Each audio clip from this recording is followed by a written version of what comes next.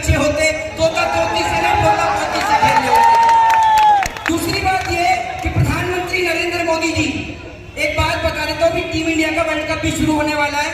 आप तमाम लोगों से कहूंगा कि अपने फोन में इस बात को रिकॉर्ड कर लें और रिकॉर्ड करके ये बात प्रधानमंत्री नरेंद्र मोदी तक पहुंचा दें, क्योंकि टीम इंडिया आपने देखा कि 50-50 का वर्ल्ड कप हारी, वनडे का वर्ल्ड कप हारी। तो अगर T20 का वर्ल्ड कप टीम इंडिया जीतना चाहती है तो भैया एक गेंदबाज को खिलाए नरेंद्र मोदी को, क्योंकि उससे तेज कोई फेंकता ही नहीं, इतनी रफ्तार से फेंकते हैं। दूसरा, ये इस देश में हिंदू और मुसलमान के नाम का नफरत का जहर घोलने का काम करते हैं। ये लोग वो दौर भूल गए जब हमने आजादी की लड़ाई एक साथ लड़ी। आज इस देश का बच्चा बच्चा जानता है कि हम लोगों ने अंग्रेजों से आजादी कैसे पाई जब हिंदू मुस्लिम एक साथ हुए। लेकिन मुझे एक बात समझ में नहीं आती है कि कुछ चंद लोगों की वजह से हमारा प्यार और मोहब्बत क्यों समाप्त हो रहा है। मैं आप लोगों से पूछना चाहता हूँ कि ये देश वो देश है, विश्व का एकमात्र देश जहाँ दिवाली और रमजान एक साथ मनाया जाता है। अभी प्रधानमंत्री नरेंद्र मोदी जी देखिए अपनी लाइन पे आ रहे हैं। प्रधानमंत्री कह रहे हैं कि मैं हिंदू मुसलमान करते ही नहीं हूँ। राजा बाबू न जाने कौन सा नशा करते हैं कि शाम को क्या बोलते हैं, सुबह क्या बोलते हैं, इन्हें खुद ही नहीं पता है। दूसरी बात यह कि जिस तरीके से अभी प्रधानमंत्री नरेंद्र मोदी जी के स्टेटमेंट आप सुन ही रहे होंगे, मोदी जी ने बोला, और मोदी जी पर बाद में आऊंगा, पहले यहाँ की समस्या की बात करते हैं। आपने देखा, सबसे पहले ये कह रहा हूँ कि अधिक से अधिक संख्या में जाकर वोट डालने का काम करें, क्योंकि आपका एक वोट इस देश को बचाने में एक महत्वपूर्ण भूमिका अदा करेगा। आप लोगों को नहीं पता, बता दूं, जिस तरीके से अभी मेरे बड़े भाई शुएब भाई ने आप लोगों को बताया कि मणिपुर में किस तरीके कुछ बहनें भी बैठी हैं, मैं आपसे कहना चाहता हूं कि क्या आप उन बहनों के प्रति आपकी सिंपैथी है या नहीं? मैं पूछना चाहता हूं, हाथ उठाइए एक बार। अगर आपकी सिंपैथी है तो आप लोगों का फर्ज बनता है कि आप जैसी 10 बहनों को फोर्स करें और उनको जाकर वोट डलवाएं। सबसे पहले मतदान और उसके बाद जलपान। बहादुर शाह जफर क्या जवाब देते हैं? बहादुर शाह जफर जवाब देते हैं कि जब तक गाजियों में बू रहेगी ईमान की, तख्ते लंदन तक चलेगी शमशीर हिंदुस्तान की।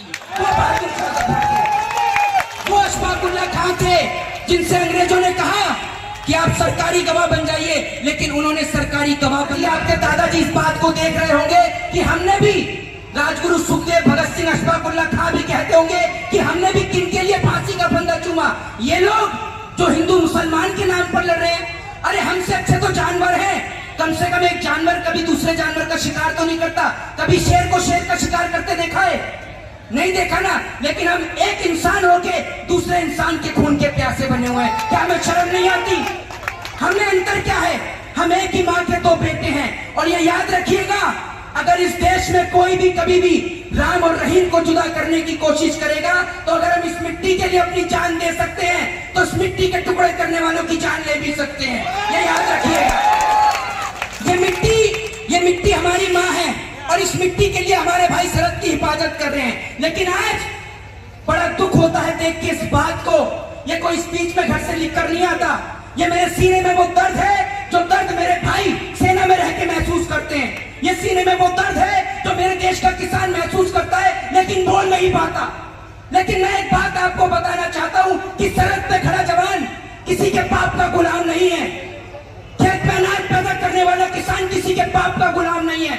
वो प्यार करता है इस देश की मिट्टी से, इसलिए सरहद पर गोली खा रहा है। एक बात कहना चाहता हूं कि अगर इस देश के अंदर आरएसएस और विश्व हिंदू परिषद, और ये सलाह मेरे तमाम हिंदू भाइयों को है, कहना चाहूंगा कि ये वीडियो आज उनको शेयर करिए और कमेंट बॉक्स में मुझे सवाल का जवाब दीजिए। पूछना चाहता हूं कि अगर आरएसएस और विश्व हिंदू परिषद या बजरंग दल अगर इतना अच्छा संगठन है तो एक भी नेता के बच्चे उसमें क्यों नहीं जाते? ये कपिल पाटिल का बेटा क्यों नहीं जाता आरएसएस में लाठी उठाकर? कभी देखा आरएसएस के अंदर कपिल पाटिल को जाते हुए? बताइए ना आप मुझे। ये लोग पैदाइशी चोर हैं, ये याद रखिएगा। जिनको आप सोच कर देखिए, ऑटो रिक्शे वाले को मंत्री बनाने का काम उद्धव साहब ठाकरे ने किया, पूरे देश ने देखा। लेकिन उन्होंने क्या किया? जिस थाली में खाया उसी में छेद करके चले गए। अरे आपको जाने से क्या पड़ता है? आपने 2 साल 3 साल की सत्ता हड़प, कोई बात नहीं, लेकिन वोट देने वाली तो ये जनता है।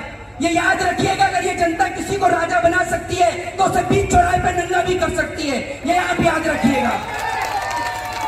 हमारे देश के प्रधानमंत्री नरेंद्र मोदी जी के इतने झूठे वादे हैं कि अगर सुबह से शाम हो जाएगी लेकिन उनके वादे खत्म नहीं होंगे। मोदी जी कहते हैं हवाई चप्पल वाले को हवाई यात्रा कराऊंगा। कौन सी हवाई चप्पल वाले को आपने हवाई यात्रा करा दी? हर समय मैं कहता हूं एक एक्टर को भी रोने के लिए ग्लिसरीन की जरूरत होती है, या बिना ग्लिसरीन के भी कहीं भी खड़े होकर आंसू टपका देते हैं, हर जगह ड्रामा कर देते हैं। आप सभी लोगों से एक बात कहना चाहता हूं कि ये देश, ये मुल्क बेहद खूबसूरत देश है। अगर ये मुल्क बर्बाद हो गया ना, तो ये बात आप याद रखिएगा कि जो छोटे छोटे बच्चे हैं ये आपसे पूछेंगे और सवाल करेंगे कि जब ये मुल्क बर्बाद हो रहा था तब आप लोग कहां थे। लेकिन आप इनके सवालों का जवाब नहीं दे पाओगे। इसीलिए कहना चाहता हूं, आज आप देखिए ना, आपने देखा है कभी कपिल पाटिल के बच्चे को भी आपसे पूछा, कभी राजनाथ सिंह के बेटे को। दूसरी बात ये लोग परिवारवाद का आरोप लगाते हैं पार्टी के ऊपर, इंडिया अलायंस के ऊपर परिवारवाद का आरोप लगाते हैं। उनको आज एक जवाब देना चाहता हूं कि जिस बेटे ने, ये बात राहुल गांधी जी के लिए कह रहा हूं, कि जिस बेटे ने 11 साल की उम्र में अपनी दादी को खो दिया, 17 साल की उम्र में अपनी पिताजी को खो दिया, वो सोचो उस माँ का सीना कितना बड़ा होगा कि इकलौते बेटे को इस देश में कुर्बान करने के लिए छोड़ दिया। लेकिन आज मैं पूछना चाहता हूं नरेंद्र मोदी जी से कि इनके नेता, आज अगर आपके घर में टीवी है, बहुत सारे लोगों के घर में टीवी होगा, अगर टीवी नहीं है तो टीवी का कनेक्शन कटवा दो, है तो भी कटवा दो। वो इसलिए कि भारतीय जनता पार्टी ने एक बहुत बड़ा कॉमेडी शो खोल रखा है, और इस देश की बर्बादी का अगर कोई सबसे बड़ा कारण है तो वो है इस देश की मीडिया। ये आप याद रखिएगा, ये ऐसे लोग हैं जिन्होंने अपना ज़मीर सब कुछ बेच दिया। एक तबायब सिर्फ अपना जिस्म बेचती है, कभी अपना ज़मीर नहीं बेचती, लेकिन ये लोग तबायब से भी बदतर अपना ज़मीर भी बेच चुके हैं। ये ऐसे लोग हैं 24 घंटे टेलीविजन पर सिर्फ एक काम है इनका, हिंदू मुसलमान दिखाना। एक 5,000 रुपए में भाड़े का मौलाना ले आते हैं और 5,000 रुपए में भाड़े का एक पंडित ले आते हैं। ये दोनों आपस में लड़ते हैं और देश का माहौल खराब करते हैं। लेकिन एक छोटा सा भाई वहां बीच में देश का जो झंडा लेके खड़ा हुआ है, ये देश का तिरंगा हमारी आन बान शान का प्रतीक है। ये बता दूं कि ये देश का तिरंगा, इसमें केसरिया रंग भी है, इसमें हरा रंग भी है। और अभी हमारे जो कैंडिडेट लड़ रहे हैं, बालिया मामा यानी माँ से मराठा और माँ से मुस्लिम, यानी मराठा और मुस्लिम आज एक होकर इस महाराष्ट्र को बचाना है।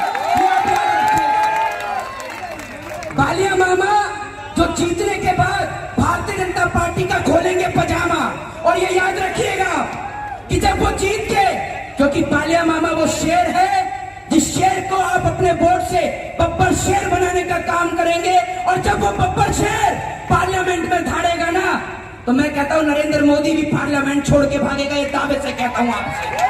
एनएसआईटी एजुकेशन सेंटर में 10वीं और 12वीं के ट्यूशन के लिए एडमिशन की शुरुआत हो चुकी है। आपको बता दें कि एनएसआईटी एजुकेशन सेंटर शहर की काफी पसंदीदा क्लासेस में से एक है। एनएसआईटी एजुकेशन सेंटर जिसका रिजल्ट हमेशा 100% रहा है। पिछले साल भिवंडी शहर के 4 बड़ी स्कूलों के टॉपर्स के बच्चे इसी कोचिंग क्लासेस के थे। एनएसआईटी एजुकेशन सेंटर में कंप्यूटर के कई अलग अलग कोर्स भी सिखाए जाते हैं। इस कोचिंग क्लासेस में कमजोर बच्चों को अलग से पढ़ाया जाता है। इस कोचिंग क्लास में well qualified teachers and staff है। सिक्योरिटी के लिए यहाँ पर सीसीटीवी कैमरे के अलावा बायोमेट्रिक अटेंडेंस भी होती है। हमारा पता है NSIT education centre, first floor, above axis bank ATM, आसार होटल, दरगाह रोड, भिवंडी। इस कोचिंग क्लास की भिवंडी शहर में कोई दूसरी ब्रांच नहीं है। एक्सप्रेस न्यूज हिंदी पर वीडियो देखने के लिए करें लाइक, शेयर और सब्सक्राइब। बेल आइकन दबाना ना भूलें।